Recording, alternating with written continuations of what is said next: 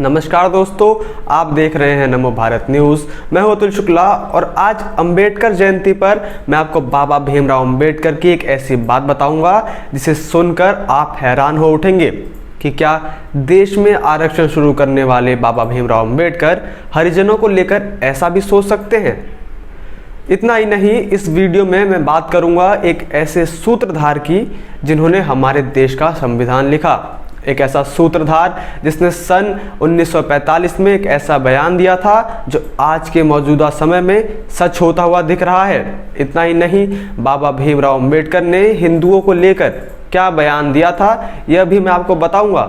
इसके लिए आप यह वीडियो पूरा अंत तक देखते रहिए। दोस्तों, हमारे देश का संविधान लिखने वाले बाबा भीमराव अंबेडकर की आज जयंती है और उसी उपलक्ष्य में मैं आपको बताऊंगा कि कैसे भीमराव अंबेडकर ने कहा था कि हमें देश को एक साथ लाने वाले लोगों के साथ खड़ा होना है, ना कि देश को तोड़ने वाले लोगों के साथ। दोस्तों, खुद को भीम आर्मी का समर्थक या सदस्य बताने वाले लोग जो कि खुद को ऐसा दिखाते हैं कि वो भीमराव अंबेडकर के तो बहुत बड़े अनुयायी हैं और उनकी सभी बातों का समर्थन करते हैं, लेकिन ये दिखावे के फर्जी भीम समर्थक जिस महान शख्स की आड़ में हिंदुओं से नफरत करते हैं और जब इनसे पूछा जाता है कि आप ऐसा क्यों करते हैं तो यह लोग अपने आप को भीम समर्थक बताते हैं। लेकिन इन फर्जी लोगों को मैं आज ऐसी बात बताने वाला हूं जिसके बाद इनका दोगलापन सबके सामने आ जाएगा। जी हाँ दोस्तों, अंबेडकर महाराष्ट्र के ही थे और वो संघ के मुख्यालय भी गए थे। वो देखने गए थे कि संघ में किस प्रकार काम होता है, क्यों लोग संघ से जुड़ रहे हैं। 1939 में अंबेडकर संघ मुख्यालय गए थे और वहाँ जाकर उन्होंने संघ प्रमुख हेडगेवार जी से मुलाकात की थी।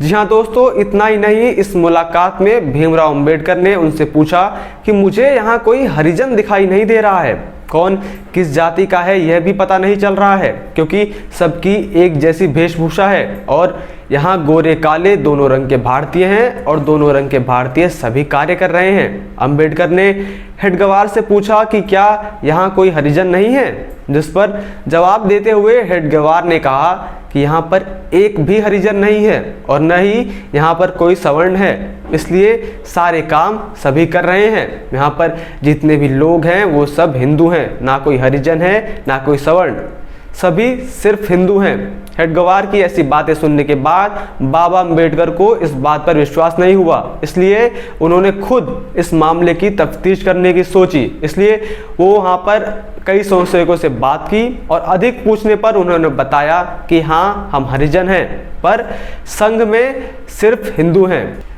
जिसके बाद ये जानकर पुणे में एक बार आरएसएस पर बोलते हुए अंबेडकर ने कहा था कि मुझे बहुत खुशी हुई कि मैं संघ मुख्यालय गया, वहाँ पर सवर्ण हरिजन जैसा कुछ भी नहीं है और सभी काम सभी लोग करते हैं, कोई भेदभाव नहीं है।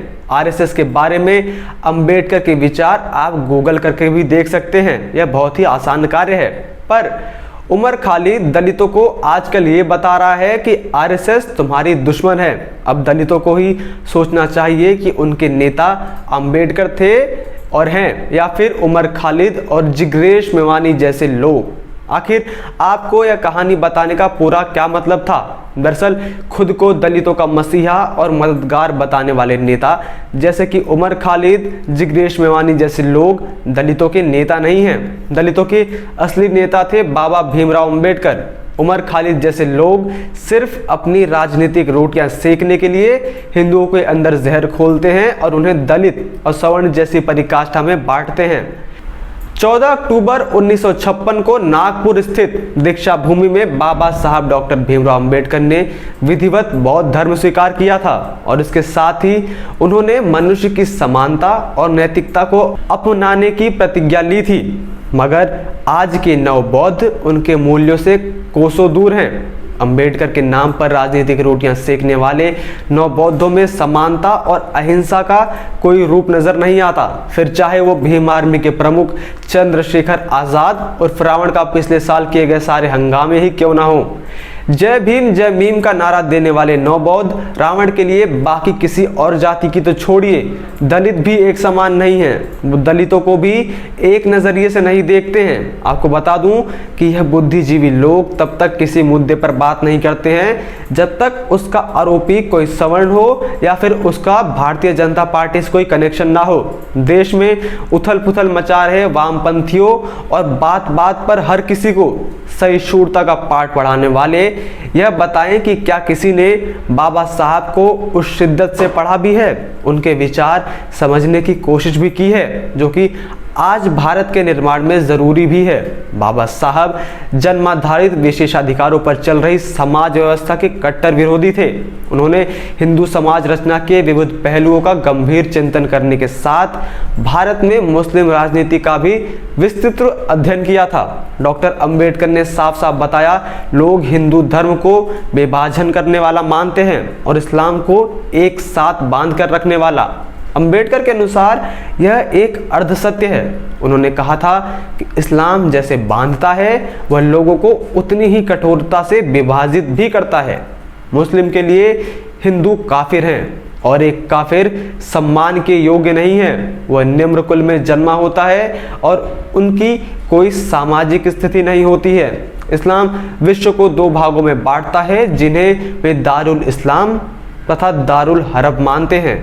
जिस देश में मुस्लिम शासक है वह दारुल इस्लाम की श्रेणी में आता है और जिस देश में जहां मुस्लिम रहते हैं परंतु उनका राज नहीं है वह दारुल हरब में आता है। इसके अनुसार उनके लिए भारत दारुल हरब है। इस तरह वे मानव मात्र और भाईचारे में बिल्कुल भरोसा नहीं रखते हैं।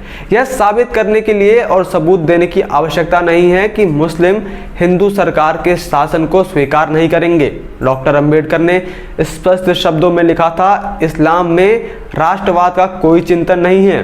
इस्लाम में राष्ट्रवाद की अवधारणा ही नहीं है। वह राष्ट्रवाद को तोड़ने वाला मजहब है। अंबेडकर मानते थे कि मुस्लिमों की आस्था चाहे वो आम नागरिक हो या कोई फौजी केवल उनके आसमानी किताब पर ही निर्भर करेगी।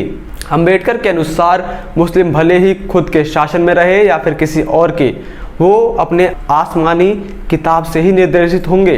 अंबेडकर ने तभी यह मान लिया था कि भारत कभी भी हिंदुओं और मुस्लिमों के बराबर हक वाला देश नहीं बन सकता है। बाबा साहब का साफ मानना था कि भारत मुस्लिमों की भूमि बन सकती है लेकिन हिंदुओं और मुस्लिमों दोनों का एक कॉमन राष्ट्र नहीं बन सकता। अंबेडकर ने इस्लाम और ईसाईयत को विदेशी मजहब माना था और यही वजह थी कि उन्होंने ईसाइयों और इस्लाम के मौलवियों का आग्रह ठुकराकर बौद्ध धर्म अपनाया, क्योंकि बौद्ध भारत की संस्कृति से निकला एक धर्म है। अगर आपको इस पूरी वीडियो का सार मैं बताऊं तो बाबा अंबेडकर को उन लोगों से दिक्कत थी जो हिंदुओं को आपस में बांटते थे। उनका कहना यह था कि हम लोग पहले हिंदू हैं, उसके बाद दलित, जाट आदि। हिंदुओं को आपस में लड़ना बंद करना होगा और देश को बांटने वालों के साथ नहीं बल्कि देश के साथ लाने वालों के साथ खड़ा होना आवश्यक है। आपकी इस वीडियो के बारे में क्या राय है कमेंट सेक्शन में जरूर बताएं। जय हिंद, जय भारत। सब्सक्राइब और शेयर करना ना भूलें। अपने विचारों को कमेंट बॉक्स में लिखकर हम तक जरूर पहुंचाइए।